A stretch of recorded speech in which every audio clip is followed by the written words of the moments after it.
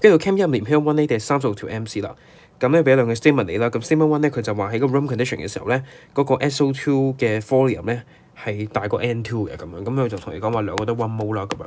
咁應該係錯嘅，因為根據翻 Avogadro's law 咧，我哋知道如果係 same 嘅 temperature 啦，同埋 same 嘅 pressure 嘅話咧，咁 equal volume of all gases 咧，就應該係會有 same 嘅 number of moles of molecules 嘅，係啦。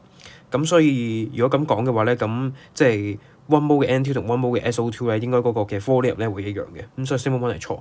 statement 2咧佢就話個 number of atoms 咧就喺 SO2 咧就係多過嗰個 N2，咁呢個就正確嘅，係啦。咁因為即係 SO2 咁有3個嘅 atoms per molecule 啦，咁 N2 咧就得2個，咁所以就 statement 2咧係正確嘅。咁如果咁樣睇嘅話咧，答案咧就係 C cat 噶啦。咁 heat rate 咧就係60%。